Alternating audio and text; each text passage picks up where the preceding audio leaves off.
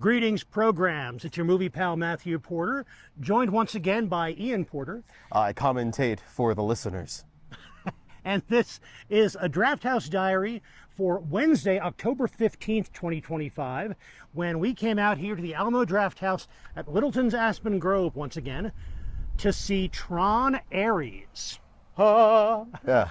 And by the way, you might also be seeing or hearing this on the Inter-Millennium Media Project podcast feed at immproject.com or on the IMMP Patreon. That's because a few years ago on the IMMP podcast, we talked about both TRON and TRON Legacy. So of course we had to come out and see this. It's almost like we do a podcast about generational differences, and we had a delightful series with a nice gauge gap where each of us had an entry that was ours to go with. And that leaves this movie. Yeah. I have to say, I did not come into this movie with very high expectations. I didn't have a lot of optimism, but my expectations were exceeded. Yeah. TRON continues to be the black, glowy-lined sheep of the Disney brand family. And at some point, I'm starting to realize that's because no one at Disney knows what to do with it until someone has a good idea of what to do with it. And we've hit that 15-year cycle of a new good TRON idea. This has its missteps and is, I would not call this TRON 3, but I would definitely call it a decent TRON 2.5.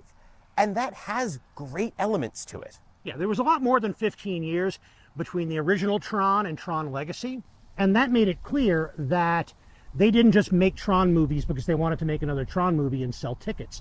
I was a little concerned that that's what they were doing here, that somebody said, oh, we've got this property, let's dust it off and make some money. I don't think that's quite what they did here. No. It did suffer from sequelitis. You've heard me on the Drafthouse Diary talk a lot about sequels and the inherent problems with movie sequels, and this fell into a number of those traps. Unlike TRON Legacy, they didn't start us off with a connection, a very strong connection at least, to characters we already knew or cared about. Instead, they gave us a few side references to those characters in the opening media montage to orient us, and then they gave us a bucket of new characters to care about. Fortunately, they were portrayed by good performers, but it was hard to pick up where we left off with the feelings we had about TRON. Absolutely. Our lead for this movie is played by Jared Leto, and there is a whole lot going on in terms of figuring out where his place is in media and everything else is. I will say, we might have found the right place for Jared Leto, because acting as a slightly inhuman, confused entity who doesn't understand social norms and graces because he comes from an isolated, separate little society actually fits Jared Leto very well. Yeah. But his performance had a lot of heart and interest, and he played this character and this type of character extremely well. Teasing aside, there was a love of the franchise from its leads that helped it along a lot. And there's no denying, Jared Leto is a very capable actor. Yes. And he played this role very well. It detracted from the movie, the fact that in almost every scene he was in, I was thinking, yeah, but it's Jared Leto. Yeah. There's no getting around that. And yet he played the role well. And it was an understated role, for all the reasons you described. But it was also a role that changed. It was a role that had some growth, and he portrayed that pretty well. Absolutely. And our other lead was Greta Lee. And I do hear people saying that, you've got a brilliant actress like Greta Lee and she's wasted in this Disney TRON movie. I'm never going to make those kinds of criticisms. I'm never going to criticize an actor for taking a role within reason. And I'm never going to criticize a casting director for getting a terrific actor, even in a role that some people are going to say is beneath her. She did a good job with the role that she had in this movie, and more than a lot of other actors would have been able to do. She made us care about this character who was brand new to us and for whom we didn't have a whole lot of reason to pay attention at the beginning of the movie. For a film with this sort of cast that has that heart and passion, we've got a lot of story that is bouncing back and forth. I admit, I feel like Tron Ares did not do as much in its 2-hour running time as Tron Legacy did, with a running time only a few minutes longer. But that's because the transitions and the moving around between scenes ate a lot of that time up. And it gave some of the ideas and some of the world building and expansion that this movie wanted to do not enough time to breathe. Yeah, we talked about the way that this dumped a whole bunch of new characters on us. It also didn't have the clarity of story that either of the first two Tron movies had. They were very straightforward quest and adventure stories. We had the quest in the early movie, in the first movie, to defeat the Master Control Program and to assist Tron in doing that, and to get Flynn back to the real world. In the second one, we had the Telemachus story where he's looking for his lost father and finds him, and they need to find a way to escape while not giving to the big bad the one thing he needed to enact his evil plan. In this, we had little bits and pieces of the big bad with the evil plan, but there were too many parts, too many things happening, too few things for us to grab onto so that we could follow these characters through a quest. I almost wanted to, once I cared about these characters, which I did a little ways into the movie, I wanted them to be doing something with more clarity and more purpose than just stay one step ahead of the bad guys. This might sound like a wild sentence, but I feel like Tron Ares would have been better if it was a Disney Plus TV series. Let Tron Ares have been the Mandalorian for the Tron franchise, and you would have been able to give these characters and this greater world more to work with and let us get invested in new ways. You could actually have space to give us more characters to keep expanding the world further. Instead of dumping us a small set of new characters in a bucket, you could have spread them out and expanded how many we're interacting with. It sounds kind of weird to say that more characters would have made the brand new characters work better, but it could have fleshed things out more. I can understand, though, that a TV series might have cost a lot more over time. And in Tron, it's hard to say dial down the special effects and graphics to give us more of the people when it's a franchise known for being glowy CGI spectacle in that sense. You're right in that it would have given it more room to breathe. It would have allowed them to do more with the world building that you're talking about. And there was some interesting world building here. We got to see the grid inside a different server farm, inside the Dillinger Company, as opposed to the Encom grid. We got to see a pretty cool set piece of the tiny grid inside one of Flynn's old computers from the 80s. They were expanding not just the world in which Tron exists, but the digital world in which so much of Tron exists. Yes. That said, given the pace at which they would have had to adapt this to a TV series, given the fact that it was new characters, I don't know that I would have stuck with this past an episode or two in a TV series, just because it took a while for me to get emotionally invested. Of course, a good TV writer might have changed that, but then we're talking about a different property. That makes a lot of sense. There's a lot of, this is intriguingly enough a corporate espionage and intrigue story with military action set pieces. And that is a very different kind of flow. There's also a little bit weird of road trip rom-coms shoved in the middle in a way I did not expect. And there were some really good action set pieces. Yes. A lot of it was fan service. A lot of it was, well, imagine if. And yeah, we get light cycle chases on modern highways. We get a recognizer from Space Paranoids menacing the streets of Central City. Very cool stuff, very good visuals. Some of the fight choreography, it was very good. They were kind of disjointed, though, from the story. I will say something on the fight choreography. This fight choreography is jump cut heavy. It does not give enough time to watch a flowing motion move from moment to moment. It wanted to move to the next camera after each hit. And that breaks up that energy a little too much for my liking.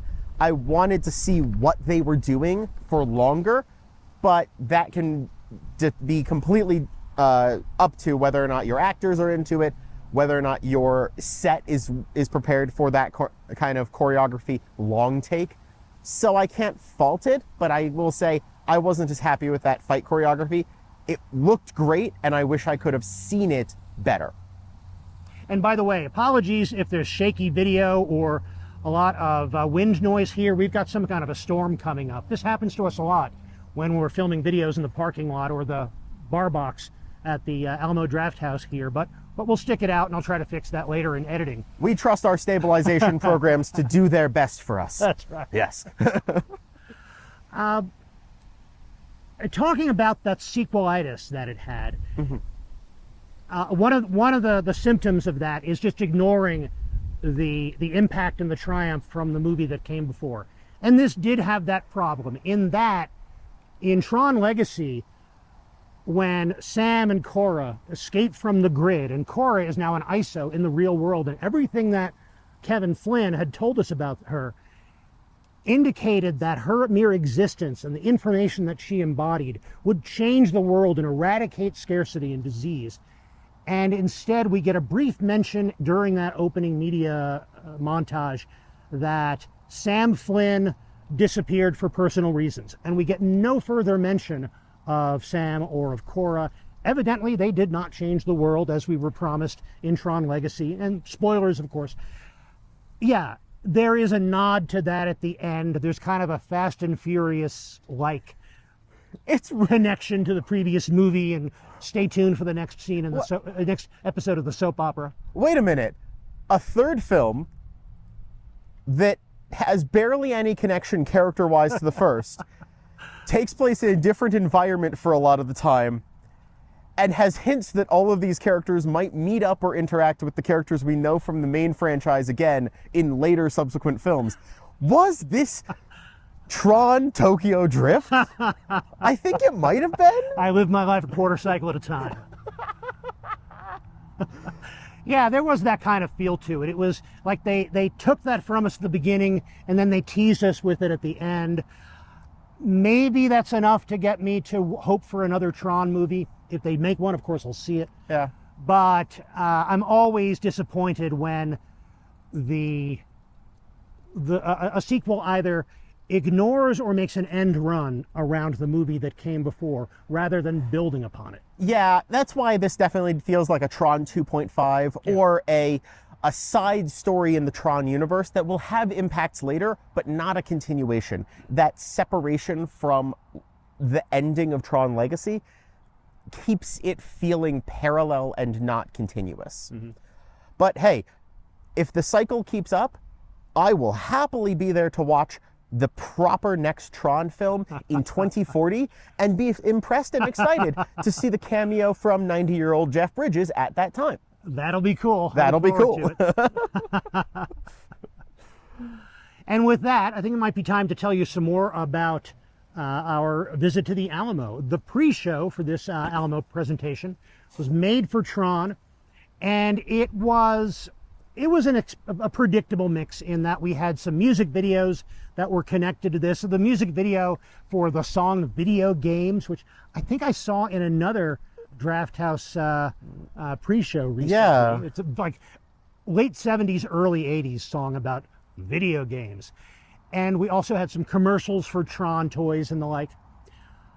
An Alamo curated compilation of Tron parodies from That was good.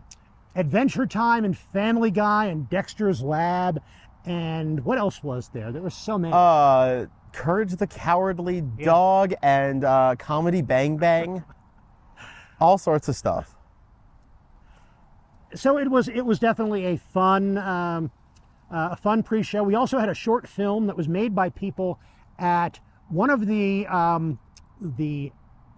cinema computer motion technology companies that contributed to the effects in Tron, and they decided to make a little fan movie. It was essentially a combat set piece, which was fun. It didn't bring the energy that most Alamo Drafthouse pre-show elements do, but it was interesting to see. Absolutely. It was definitely one of those moments where I could feel the Alamo Drafthouse reaching out to the fan community and being a part of that communication, which is not standard pre-show fare, but it's excellent to see that that sort of spirit is still alive and well at the Alamo, that it is still that place for movie fans in that sense.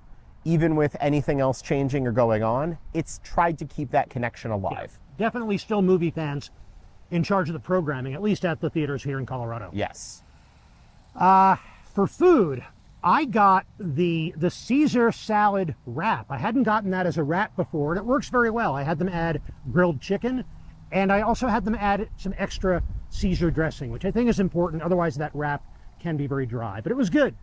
And Ian, what did you have? I believe I had the seasonal protector pizza, I believe, or...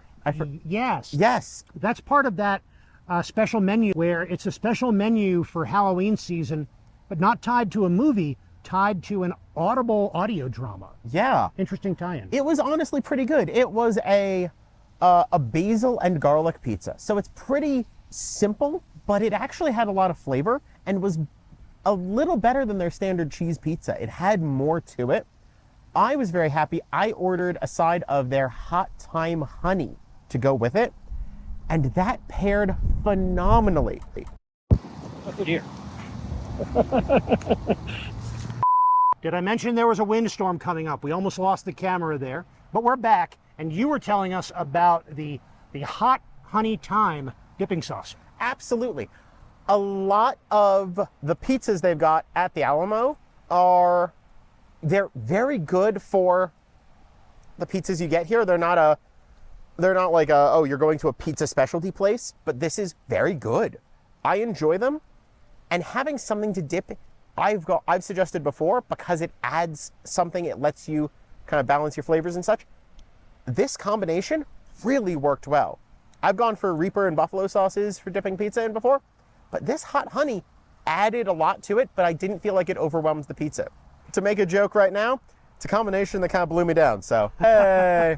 Yeah, your mom and I tried that recently as a dipping sauce, I think for chicken or for fries, and it was very good. The thyme gives a little bit of herbal spice to it, but not too much. It doesn't overpower the general sweetness. Not too spicy, even though they say it's spicy. Yeah. But it was good. It's well balanced. But for ordering our dinner, we once again used the new QR code order on your phone system. I am not a fan. There were problems when we used this for the first time a few weeks ago here at Aspen Grove. In Chicago, they just sort of ignored it and took my order in the usual way. Here, they're very much getting you to use that. It's just, there are too many moving parts. It's too distracting. I kind of like the idea of having access to the menu on your phone, but the ordering system is not easy to use. It is... They give us as one of the reasons they're doing this is, well, this way you can clear your check on your phone, and then we won't have to do a check drop at the end of the movie and interrupt you that way. Well, two things there.